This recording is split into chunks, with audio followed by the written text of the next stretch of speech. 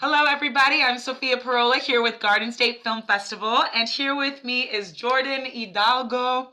He is behind the making of the short film Superstar that was, for obvious reasons, accepted into Garden State Film Festival this year. Congratulations, Jordan. Thank you so much. Thank you for being here. I'm so excited to talk to you about this because, I haven't seen all the films yet, but it's one of my favorite films. It's so good. Wow, thank you. That means a lot, I truly. cannot wait to talk to you about it. But before we do, can you tell everybody a little bit about Superstar? Yeah, so Superstar, we shot it in 2018. It's a long time ago now. But it's pretty much a day in the life of a homeless guy named Martin. You don't actually hear his name in the film, but that's his actual name. Um, and it's pretty much the idea is just to put you in the perspective of what it's like to go through one full day being homeless in this country.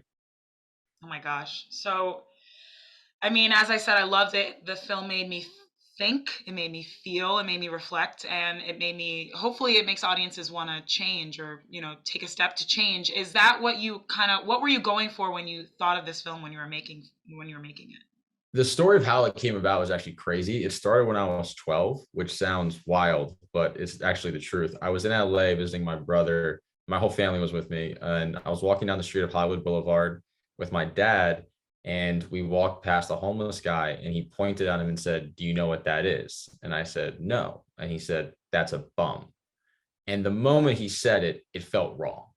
And it just stayed with me. And I had that thought my entire life. And then you fast forward, like cut to like 11 years later, I'm like 23 or something, going to a concert at Madison Square Garden. At the time I was living in Jersey, and you just take the train from into Penn. And I was with my girlfriend at the time. And we, in Penn Station, there are homeless people everywhere, sadly. There Mhm. was one guy in particular who was by a pizza spot. If you know Penn Station, you know his pizza place.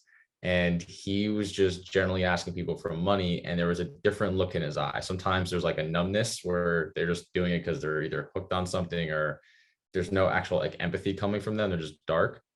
There was a pain in his eyes that I just immediately connected with. And I went up to him. I reached into my pocket and I had a $20 bill and I gave it to him, and he looked at me and we just locked eyes, and you just saw the gratitude and the emotion that came with it, where him and I both started tearing up. We didn't say a word. And then he turned around, bought a whole pie of pizza. I went back to my girlfriend. We went up the escalator, and he sat down getting the pizza and just sat down like this and started eating it. And she's looking at me like, what just happened? And I'm like, I'm not sure I know. And then I thought about that time when I was 12, and literally like that month I wrote the first draft of the script. Oh my gosh. That's amazing. That made me want to like cry just hearing about it. Yeah. So one of the things I loved about this was literally your main character, Jamad, is that his name? Yeah, Jamad Mays, an amazing actor. Amazing. He is the heart of the entire film, and most of the time you're just watching him. So much of this film, there's barely any dialogue. I don't think that there's like, yeah, barely any, and it's just watching his actions. You really delve into what it was like in the day of a homeless person. How do you write something like that when there's no dialogue and it's really just seeing and feeling? How did you write that? For me, I think the best films like show don't tell. I mean, you learn that in most film schools, but I really do think that's the best storytelling, but also the hardest storytelling. Jamad's gift, as anyone who could see the film, is that he can say so much with his physicality, Mhm. and it's truly impressive. But actually, in the room I'm sitting in now is when I first gave him the script and we are going to pre-production, and I told him, I was like, "You're going to be in every scene. Besides a couple cutaways, you're going to be in almost every frame. You are the heartbeat and soul of this film. I could do whatever I want with the camera. It doesn't matter if you're not believable or truly like if you're bad at any point." So he took a lot of things on himself where we did a lot of research. We actually, the first night of prep, him and I slept on the streets of New York because we're just like, we need to see what this feels like. Yeah, no, he redid that the first night just to feel what that would be like. And then he started doing practical things like growing out his nails. And he'd walk around to the point he grew out his nails for months, and they were getting yellow and tarnished, and he would walk around like this, like trying to hide them because he was embarrassed, which is what I wanted him to feel. He started growing out his hair, and he would wear hats everywhere because he didn't want to see how like disheveled it was. So he really started to like take that onus on himself, and then he started finding the character that way.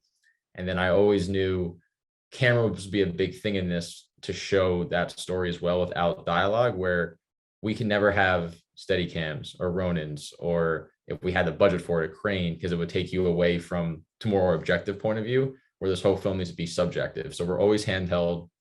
And my DP, Reed Petra, who shot the hell out of this film, I don't know if I could say hell, but he had the idea to put it on a 35 millimeter lens, and that's the only lens we used. It wasn't just because of budget restraints, it was because when you're on one focal length the entire time, you're from the perspective of this person the entire film. So those were kind of different tools we used to show all the story without actually saying. I think it was like 4 lines of dialogue in the whole film. Wow. I mean, I love hearing about all of that, but the process of him growing out his nails and you guys sleeping on the streets for a night, like, because I really wanted to ask him how he, if you can answer to this, how he transformed to that character, the walk. I Yeah, mean, his voice, like so much of it was just, I was blown away by his acting choices and the ability for him to emote emotion. So can you, how, what was that process like? Did you work with him to develop that character, develop the absolutely. physicality Yeah. of No, him? so the sleeping on the street was my idea. I was like, you need to understand what this is like. Like, I need you to do, like, I sent him a bunch of papers and research and studies. I was like, I want you to dive into this. I also challenged him to think about, what do you do when you walk by a homeless person? Think about the way you perceive it. How do you feel? Start thinking from their perspective. Like I said, it was my idea to have a sleep on the street that night so you can feel the cold and how, like, okay, I want to go now, but you can't go. Like that type of aspect. He's the one who tapped into the limp in his walk. He presented that to me one day about like 2 months into prep and was like, I really want to do this. I was like, let's do it, because his instincts are great. But the main thing truly came down to this is, we didn't want to paint a stereotype that comes with homelessness, where, like, my father even said, like, that's a bum, which usually alludes to some sort of drug or alcohol dependency. Most of the time there is some sort of dependency like that, but it's not because of addiction issues. Most of the time it's because they're trying to self-medicate from certain undiagnosed mental health issues. Mhm. So we don't say this outright, but in Superstar, Martin's character is schizophrenic, and the scene with the child that he interacts with shows that, because he has these moments where he can't truly recollect what he just did, and then he gets upset about what he did because he's not in control of his own emotions. So it's a quick tip of the hat of, like, because more or less you're like, this guy's kind of cool, he's nice, and then when you see at the end, you're like, oh, okay, I don't want to ruin anything if people haven't seen it yet, Uh, but you kind of see what his life was like before. And a lot of people are like that, sadly, in the homeless community, where they just actually need medication and they can't get the right form of medication, whether that's therapy, psychological therapy, or just, actual good meds and not drug abuse. wow. And I mean, you did show that beautifully, that scene, the way you got, I don't want to give anything away. It was really Yeah. beautiful. It really communicated exactly what you were trying to go for. So you mentioned Reed, your cinematographer. I mean, the reason it was so beautiful was because of that cinematography. I want to know, if you guys planned that all beforehand. Where did you shoot it? Some beautiful murals. That one that said "Invest in our youth," which I thought was a wonderful message.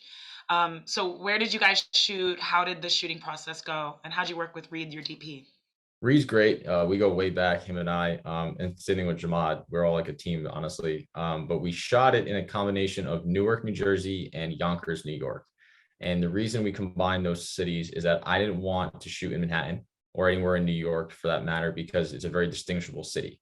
And homelessness in our country is happening everywhere. It's not just New York and LA. You hear about it the most in those places, but it's because it's LA and New York. This is happening in every city. So with a structure like Newark and Yonkers, you can kind of blend them the two. So it feels like, oh, I think that's, and then you're not really sure. So we Mhm. didn't want any identifiable traits. And then we did pre-plan a lot. We scouted the hell out of this. We went to every location. We did test shots. We did all different types of angles. We were testing the frames in terms of the focal length, because we're trying to find that right one, like I said before. And a big inspiration for us, cinematography wise, is Ryan Coogler's main DP, who shot Fruitville Station, and she didn't get to shoot. Rachel Morrison is her name. She didn't get to shoot Creed, but she shot Black Panther. And Fruitville was a huge inspiration for all three of us, because the whole time is handheld. They shot on Super 16. We did not shoot on that. We shot digitally. But just that idea of, like, we want you to feel every bump in the road, every step he takes. So the handheld aesthetic leans into that. I mentioned the focal length before, how it's always a subjective point of view. And then just really just surrounding him in this urban environment that you just can't put your finger on. That's amazing to hear. And I mean, it's great to hear that you shot some of this in New Jersey too, as well, because obviously Garden State Yeah. is a huge Jersey festival, one of the biggest. It's our 20th anniversary. I'd love to ask you, while we wrap up, why you wanted to submit to Garden State and what it means having audiences see Superstar in this festival. I mean, Jamad and I are Jersey born and bred. He grew up in Teaneck. He also lived in New York in his childhood. I grew up in Fair Lawn and have a very deep connection to the city of Paterson. So we always are trying to tell stories that take place in New Jersey, first and foremost. And then just to have, your film play in your hometown state is just pretty cool. And actually, also another thing, I forgot about this. Like 6 years ago, we made a spec commercial on just for fun, fresh out of college. Jamad and I just met. And it actually won like the local homegrown commercial at Garden State. So we have a relationship with you guys already. Oh, I love to hear that. That's so amazing. So just to wrap up, again, I would love to hear from you any advice you have for aspiring filmmakers who really want to tell a story as important as you told it, but in such a beautiful way, like you told it. Any advice? Yeah, absolutely.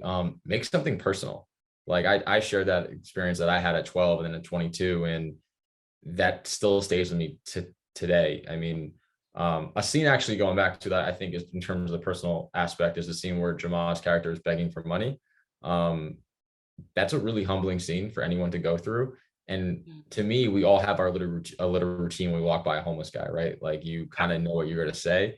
I took one of my own routine and what I say, and one of the characters says my lines. It's one of the female characters, but I did that because again, it makes it more personal. So anyone who wants to tell a story like that, what's something that you really care about? And then just figure out a way that's easy to make it easy in the sense, like what resources do you have? Like we shot a lot of this in public, so that helped. I mean, losing the city streets, you don't have to pay for all this. I kind of broke through the camera production aspect that can get costly. Just what are the stories you care about, and what are the means you have to make it, I say. I love that. Wonderful advice. I'm so happy I got to talk to you and see how humble you are. And it's amazing because you really made something beautiful. Props Thank to you. Reed, props to Jamad, everyone who was a part of making this film. I'm so happy for people to see this. Yeah, I am too. And I really hope people see Jamad because he's honestly one of the most talented people I know. And the film's nothing without him. Absolutely. I see huge things. If you're watching, Jamad, congratulations. I wish you were here. You were amazing. You blew me away. I really loved it. You were great, Jordan. Everyone's amazing. Let me tell people how they can watch Superstar. It will be playing in Asbury Lanes Saturday, March 26th in the block 12:30 to 2 p.m. So please try to make it, watch it. It's amazing. I really hope a lot of people watch this and come to the screening. Will you be there? I would definitely be there. Absolutely. Awesome. So you can meet Jordan and enjoy a wonderful film. So congratulations again. Thank you for joining us and have a great day. Thank you.